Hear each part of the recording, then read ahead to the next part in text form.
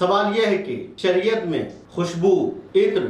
عود، perfume وغیرہ لگانا کیسا ہے، اور کیا عورتیں خوشبو لگا کر گھر سے باہر نکل سکتی ہیں یا نہیں؟ شریعت کی نظر میں خوشبو لگانا حقیقت میں ایک نیک عمل ہے اور انبیاء کی سیرت رہی ہے، یہاں تک کہ حضرت صلی اللہ علیہ وسلم فرماتے ہیں کہ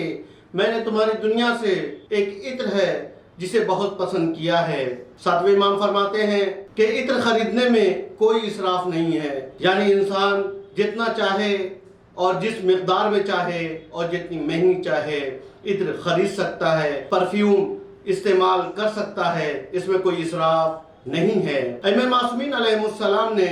عطر لگانے کے متعدد فوائد بیان کیے ہیں، جس میں سر فہرست یہ ہے کہ عطر لگانے سے انسان کی عقل بڑھتی ہے، انسان خوشحال رہتا ہے، انسان کے چہرے پہ رونق اور نورانیت آ جاتی ہے، عطر لگانے سے بدن سرسبز و شاداب رہتا ہے۔ اور سب سے بڑا فائدہ یہ ہوتا ہے کہ انسان جب عطر لگاتا ہے، مخصوصاً جب ایک مرد خوشبو استعمال کرتا ہے تو اس کا خوشبو لگانا اس کی زوجہ اور اس کی ہمسر کی عفت کی حفاظت میں اہم کردار نبھاتا ہے۔ جیسا کہ حضرت صلی اللہ علیہ وسلم کی خدمت میں کچھ عورتیں آئیں اور انہوں نے اپنے مردوں کی بدبو کی شکایت کی تو حضرت نے انہیں خوشبو لگانے کا حکم دیا اور انہیں تاکید فرمائی کہ وہ اپنے بدن کی بدبو کو دور کرنے کے لیے کوشش کریں اور ہمیشہ خوشبو لگائیں۔ اسی طرح سے مسجد میں جانے سے پہلے خوشبو لگانے کا حکم ہوا ہے تاکہ مسجد کے مصلیوں کو، وہاں نماز پڑھنے والوں کو کسی کی بدبو سے اذیت نہ ہو۔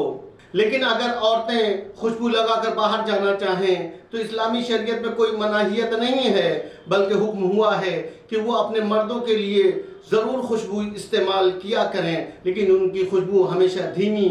ہونا چاہیے، ایسی خوشبو نہ ہو جو پھیل جائے اور نامحرموں کی توجہات کو اپنی طرف کھینچ لے۔ لہٰذا باہر نکلتے وقت عورتیں خوشبو استعمال کر سکتی ہیں، لیکن ایسی خوشبو سے وہ پرہیز کریں جس سے نامحرم ان کی طرف متوجہ ہو جائے۔ کہ اگر ایسا ممکن ہو اور احتمال ہو کہ خوشبو لگانے سے نامحرم حضرات ان کی طرف متوجہ ہو جائیں گے تو ایسی صورت میں شریعت خوشبو لگا کر باہر نکلنے کے لیے منع کرتی ہے۔ اسی طرح سے شریعت کے مطابق وہ پرفیوم اور عطر جن میں الکوہل استعمال کیا گیا ہو انہیں استعمال کرنے میں کوئی حرج نہیں ہے، ان کو لگا کر نماز پڑھی جا سکتی ہے، وہ پاک ہیں۔